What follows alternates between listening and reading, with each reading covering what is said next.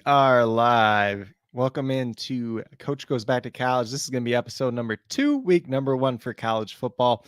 If you did not join me for last week, first of all, welcome in. Second of all, I'm not sure where you were, but be sure to get subscribed over to the Sports Affiliation channel so you don't miss out this on the weekly. And then with that being said, also be sure to check out my channel, Coach Craig Sports. Do a lot of DFS work over there, a little bit of fantasy football as well. So definitely be sure to check that out. But the way that I am structuring this segment, this video on the weekly is going to be, I'm going to go over 2 prospects to highlight for the week, prospects that I do think that aren't going under the radar just in general, and then the game of the week and my favorite prop of the week. So for further reference, I am going to start off with the game of the week. And this week, the popular game of the week is going to be Florida State LSU. It's the 2 highest ranked teams going against each other. So that is going to be the most popular one. I don't like to do the most popular one. I like to do one that I think is going to be pretty interesting, and one that I find interesting in general. So I have Colorado at TCU this week. It is going to be the coaching debut at Colorado for Coach Prime, Deion Sanders himself. So that will be an interesting one. He did bring over a lot of transfers with him, including his son, Sadur Sanders, at quarterback. So that should be a very interesting game. Then you have TCU, who are a team that was in the national title game last year, despite getting blown out in that game. They lost in that game. They had a very solid season. They lost a lot of key players, though. So that is going to be something interesting. They lost quarterback Max Duggan. He's going to be replaced by Chandler Morris, who has started at times throughout this year. We lost Quentin Johnson, Darius Davis, a couple guys on the defense as well, a couple offensive linemen. So it should be pretty interesting to see how both these teams ultimately shake out. Currently, we have TCU ranked number 17 in the country. Not sure that they're quite the powerhouse that they were last year, which was something that not a lot of people expected, first and foremost, to start off with. And then second, both teams here are going to be loaded with transfers. Colorado brought over a ton of transfers with Deion Sanders himself. And then TCU went out in the portal and they grabbed a bunch of guys too. So they got a couple guys vying at wide receiver, running back, along the offensive line, along the defense. Going to be a very interesting matchup with a lot of new faces for both these teams. So that is something that I'm interested in seeing how well these teams really gel going forward week 1 with all those new faces. And then obviously Colorado with Coach Prime taking over there and his scheme and how that ultimately ends up looking out. And right now we see TCU as 20.5-point favorites, which seems pretty high to me. These teams did play each other last year. Obviously, TCU was a little bit better than Colorado at that point in time, but it was week 1 as well. But TCU is still kind of trying to figure out who they were going to roll with at quarterback. So that made it a little bit interesting in general. And I think this is going to be a closer game than that 20.5-point favorite. So I would pick Colorado to cover that point spread this week. I don't think, unless things ultimately don't shake out too well with all the new transfers that they have playing together.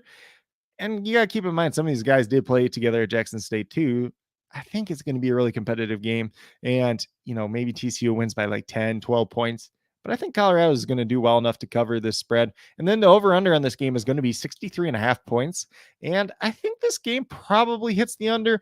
It's not one that I would personally bet on myself, but 63.5 points does feel like a lot for these two teams. With all those transfers being there, all that chemistry still coming together. So I would probably take the under on that side. I would take Colorado to cover the points at 20.5, which is what I'm seeing most places at this point in time. So now that we got the game of the week out of the way, we are going to go over to 2 of the prospects that I do like highlighting that could be going under the radar this year. These are both going to be true junior prospects, so they don't necessarily have to declare for the 2024 draft. They could go to 2025. I think both still have a COVID season as well, so it could ultimately end up being 2026 as well. So it's going to be pretty interesting. Actually, they don't have 20. Let me take that back. They should not have a COVID season because they weren't around in 2020. They were just around in 2021 and 2022. So do apologize for that. But we're going to get over to the first one here. So let me get that background brought up as we're talking through it. And it's going to be JoJo Earle. He is the wide receiver for TCU. He is 5'10", 176 pounds. Projected to have around 4.4 speed. He's a former 4-star recruit out of the state of Texas, top 100 recruit overall as well by multiple sites. And he's a transfer coming over from Alabama. He's a true junior and he has experience as a punt returner. He was kind of the guy that a lot of people from Alabama's staff thought was going to replace Jalen Waddle when he ultimately went to the NFL. So he's kind of like the discount version of Jalen Waddle, similar size, probably a little bit slower than Waddle, but not by much, honestly. If you go back to his 2 seasons that he played at Alabama, 2021, true freshman, 12 games, had 12 receptions, 148 receiving yards, 0 touchdowns. And then in 2022, only ultimately played 8 games due to injury. 12 receptions, 155 yards, and 2 touchdowns. So that is kind of what he's been used at. He had that experience as a punt returner, mainly as a true freshman. So that was saying something that Nick Saban did trust him enough to let him punt return as a true freshman. Sounds like he'll be the punt returner for TCU at this point in time, taking over for Darius Davis, who was very good last season.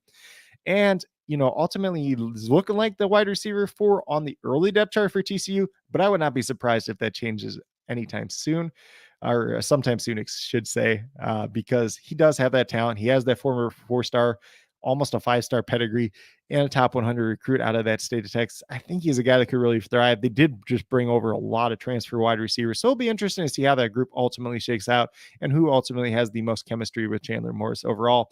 If you see Georgia Earl pop off with a really good season, we could see him declare for the 2024 draft.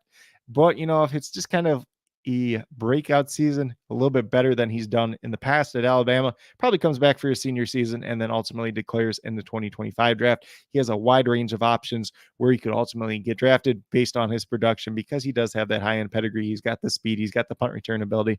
Probably a guy that's going to fit most likely in the slot, at the college level and at the NFL level at the very same time. Then the next prospect that we're going to get over to is going to be out of our game of the week as well. And it's Shedeur Sanders, who is the son of Deion Sanders, Coach Prime himself. He is 6'2", 215 pounds. He's a quarterback, a junior quarterback. Followed his dad kind of around now. He went to Jackson State with him, ultimately ended up transferring to Colorado with his father as well. And you look at his speed, he doesn't really have quite the athleticism that his father had. Not quite the athleticism that both his brothers had as well, who, ultimately played wide receiver and cornerback. Neither one really did anything past college, though. So that's where Shedeur could ultimately end up being a little bit better than his brothers. But right now, based on Draft Scout, which is a website that I do look at quite a bit, he have him projected, 4.7 to 4.8 speed. He's not a guy that's going to kill you with his legs. More of a pocket passer. He can move around a little bit when he needs to. Former 3-star recruiter. He was a 4-star recruit on a couple different sites, so he's kind of like in between, but more sites had him listed as a 3-star recruit. And like I said, he's a true junior. He did follow his dad, Coach Prime, over to Colorado from Jackson State.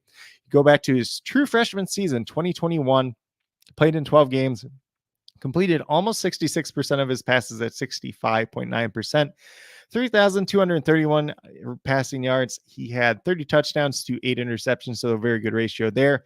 Like I said, not much of a threat on the ground. Obviously, with college, you do have sacks counting as negative rushing yards. So when you added that all up together, negative 17 rushing yards, but he did have 3 rushing touchdowns. And then last season in 2022, 12 games, completed almost 71% of his passes at 70.6%, 3,732 yards passing, 40 touchdowns, 6 interceptions, and then he had 173 rushing yards with 6 touchdowns on the ground. So a little bit better rushing in his sophomore season, and he was better in terms of completion percentage, yards, touchdowns, and interceptions, and touchdown interception ratio from his freshman season to his sophomore season. So I think a lot of people have been hyping him up. I think ultimately he's a guy that will declare in the 2024 class, and that unless he comes out and has a banger season for Colorado this year, I think he just really needs to show that he can compete at the Power 5 level, first of all, in college football,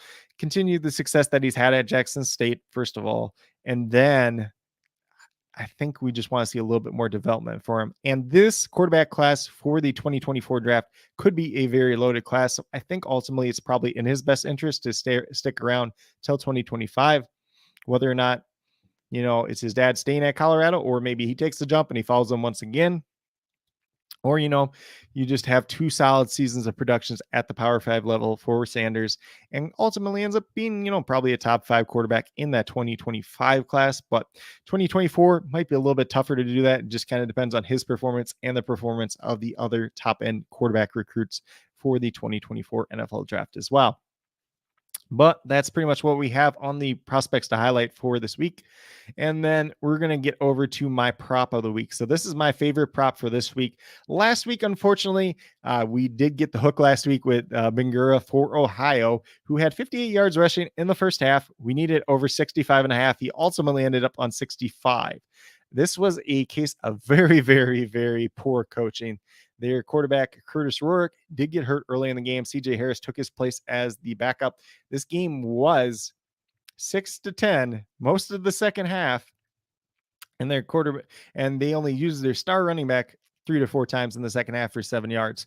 If you just give him one more touch, he easily clears that. So it was just kind of unfortunate there that we did ultimately end up getting the hook on that one last week. So we are 0-1 to start the season. But if you did take the point spread for San Jose State to cover versus USC, at least you made some money off of that one.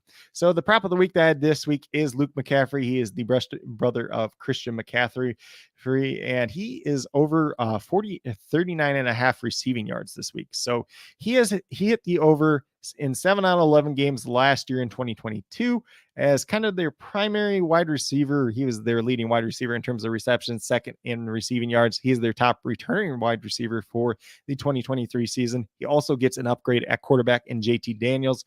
Rice is 35-point underdogs this week against Texas, so they're probably going to be trailing this game, throwing the ball a lot. Looks like a pretty good one for Luke McCaffrey in general. So he is going to be my prop of the week this week. Hopefully, he has a banger performance for us. Maybe you want to throw him out there in your college fantasy football leagues. Maybe you want to throw him out there in your DFS lineups too as well. But definitely for the prop of the week, he is somebody that I am very interested in. There's a couple other ones that did pop up, but he was my favorite so far for this week. But with that being said, that's all that I do have for Coach Goes Back to College for week number 1 of college football, episode 2. Hopefully you guys all enjoyed. If you have any other ideas for this series, anything else you'd like to see, be sure to drop it in the comments. Got the graphics out this week, which I did promise last week. In the future, we'll be trying to do a little bit more pre-recorded versus live, so definitely be on the lookout for that as well. But with that being said, that's all that I truly have for Coach Goes Back to College for week number 1 of college football. Hopefully you all are out there enjoying college football week number 1, no matter which team you are rooting for, or just enjoying the experience overall, watching certain players and everything else like that. But what I would ask before you get out of here, if you're joining us for the very first time, be sure to check out the sports affiliation channel. Get subscribed over there. I'm guessing that's where you're watching this if you're not watching it on Twitter. And then also be sure to check out my channel, Coach Craig Sports, especially if you're into DFS, pretty much for any sport at this point in time. So definitely be sure to check that out. So get subscribed to both. Turn on those notifications so you never miss a beat on either one. But with that being said, that's all that I truly have. Definitely do appreciate each and every one of you tuning in, whether you're watching live or on replay. Definitely means a lot to me. I know it means a lot to the rest of the sports affiliation crew. And last but not least, I hope that each and every one of you have a great rest of your day, no matter what day you're watching this on, and some pretty good luck for college football week number 1, whether you're playing DFS, college fantasy football, just enjoying your team, watching a certain player or anything else like that. But once again, definitely do truly appreciate you tuning in. And with that being said, that's all that I do have for today.